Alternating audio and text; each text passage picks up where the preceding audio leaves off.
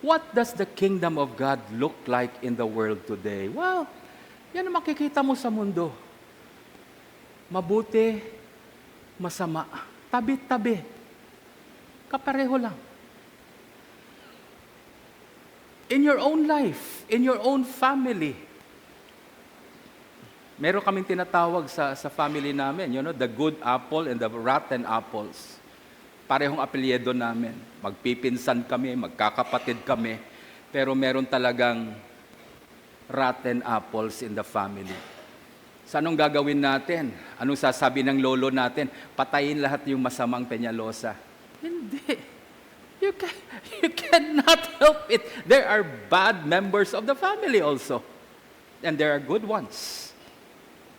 Why does God allow it? Hinahayaan ng Diyos yan. Ganyan ang itsura ng kaharian ng Diyos. Ngayon, sa simbahan. Oh, Bishop, paalisin mo to. Bishop, i-kick out mo na yan.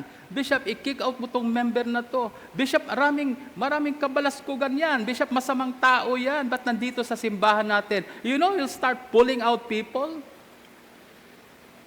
You will start judging people. You'll start kicking out people. Why? Because you want everyone to become like you. Gusto ko lahat ng tao kagaya ko, ang bait ko, ang galing ko. Gusto ko lahat. Ayoko nang masasama dito. Anyone who is not like you is bad for you. So lahat ng tao, paalisin mo dahil gusto mo, ikaw lang matitira. Gusto mo lahat maging kagaya mo. Hoy, patawara. Sana wag naman. Kung lahat ng tao kagaya ko, nako, sisirang mundo natin. We cannot judge each other. Yes, allow them to grow together. That's the instruction of the Lord. Let them grow together. The good ones and the bad ones in your family, in the church, in your community, in the world, in our nation. Yeah, tabi-tabi. Pag pumunta ka sa simbahan, lahat banal. Diba? When you come to Sunday, magpunta ka sa church, nandun lahat banal. Pero may banal na aso. Diba? Santong kabayo. Diba?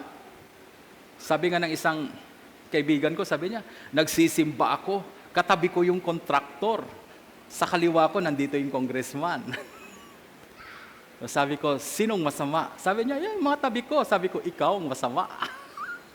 Hindi, mabait ako. Hindi ako korap. Hindi ka korap kasi wala kang pera. At wala kang posisyon. It's so easy to judge people. Oh, korap to. Nasa posisyon siya, ikaw wala eh. Palit kaya kayo. Tingnan natin. Baka mas korap ka pa. Kaya siguro hindi ka nilagay ng Diyos sa posisyon. You see? In the church, magkakatabi-tabi yan.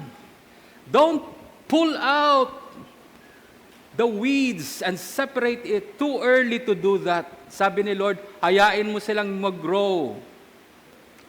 The farmer said to the laborer, sabi niya, allow them to grow together. Why? Because at the early stage, yung wheat tsaka tear, parehong itsura yan. Hindi mo talaga ma-distinguish kung saan yung wheat, saan yung mabuti, saan yung masama. No, and the farmer said, let them grow together. Why? Because the more they become mature, pag lumaki na yung mga tanim na yan, lumalabas na yung bunga. Ang bunga ng tear, iba. Parang may balahibo. At sa may bungot, that's ang tawag sa kanya, bearded darnel. At sa may bungot ron. Hagro wheat kita, hay gagwa mataan ang bunga nga ron, hay manami kita ang bunga karon. But when they are young, they're the same. And so the farmer said, let them grow together. Let them be. Hayaan mo sila. Why? Because as they grow together, the fruit comes out. Lumalabas na talaga ang bunga. They may look the same, they may smell the same, but they will definitely bear a different fruit. Ang masama, iba talagang bunga niyan. Ang mabuti, iba din talagang bunga niyan. Pero ngayon hindi mo malalaman kasi yung katabi mo akala mo masama. Pag mature niyan, makikita mo, ang ganda ng bunga niya. So hindi pala masama yon. He was really good. Like Saint Augustine, I look at the life of San Agustin. Saint Augustine was really a bad person. He was promiscuous, unfaithful to his wife. Lahat ng kasalanan ginawa niya. And I really like this saint because I identify with this saint. I have looked at myself as a bad person. I did bad things in my life. When I look back, I feel ashamed of what I have done in my life. I'm just like Saint Augustine. And Saint Augustine, at the early part of his life, parang gusto mo nang tirisin, kunin mo na yan, masama yan. But when he came to meet Christ, finally he encountered Jesus in his life, he changed. He became one of the great shepherds of the church. And he's even elevated to the point that he is now called the doctor of the church. Saint Augustine is a doctor. Bihira yung tinatawag na doctor of the church. But what excites me so much about Saint Augustine is not his titles, He is a saint. From an evildoer, from a wicked person, he became a saint. Ibang bunga ng buhay niya. Yung akala mong masama, yung akala mong pangit. Bakit ganyan ang bunga? Because all along, he is not a tare, he is a weed. Imaginin mo, just imagine kung mayroong bumunot sa kanya. Binunot mo yung mga sa akala mo masama, bunutin na natin, tanggalin na natin sa simbahan, tanggalin natin sa pamilya. You would have lost Saint Augustine. Mawawalan tayo ng mga Mother Teresa sa mundo. Mawawalan tayo ng mga Saint Joseph, Saint John sa mundo kung talagang bunot lang tayo ng bunot. Would have destroyed the wheat while pulling out the weeds. And so the farmer said, let them be. At the harvest time, bunutin natin lahat. Bakit lahat bunutin? Kasi by that time, mature na sila. Yung mga roots nila, nag-intertwine na yan. Amen? Pag binunot mo yung tare, bunot din yung wheat. Pero okay na. Because the moment on the harvest time, sabi niya, bunutin lahat. Because by that time, their roots have intertwined. Ganyan na yung mga roots nila. Pag binunot mo yung isa, dala na yung isa. Sabi niya, sige. And God was saying, at the end of the age, we will harvest everything. Bunutin lahat. May araw. May araw. The kingdom of God, what does it look like now? What does the church look like? What does your family look like? Yeah, good and bad. They're there. But one day, the kingdom of God would not look like that anymore because there is a day of harvest. When God would harvest everything, now makikita mo na yung darnel, makikita mo na yung wheat, iba ang itsura nila, iba ang bunga nila. Then sabi niya, you segregate. Throw the darnel, throw the weeds into the fire, and put the wheat into my barn. So we have different fruits and different destiny. Iba ang kalalagyan. Hindi tayo ilalagay ng Diyos sa isang lalagyan lang. When the time comes of segregation and separation, the wheat will be placed in the barn. The barn is a place of life. Nandun yung buhay sa barn, di ba, Brother Rex?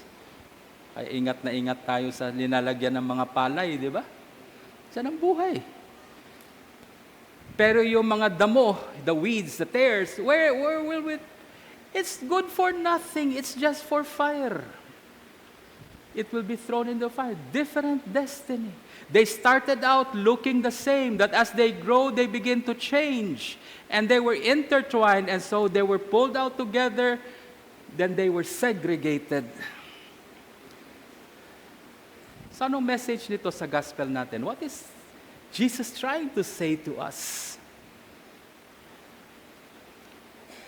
Sabi niya, at the end of the age, I will remove everything that offends. Wow, akala ko wicked lang ang kukunin ni Lord. Everything that offends. What are the things that offend you in your life? Sickness, it offends me. It offends me to see loved ones getting sick. But God said at the end of the age, a time will come, at the end of the age, at harvest time, I will remove everything that offends and the practitioners of wickedness. Yeah, there will be people that will be removed. So nakikita mo yung simbahan ngayon, what does the kingdom of God look like? Yeah, good and bad at the same time, nababalot. May makikita kang tao, napakabait, napakabuti, na is so loving, but then he has polio, may sakit siya. What is that? Ang bait-bait nito. Pero may sakit. Yeah, nagkakasabay-sabay yan.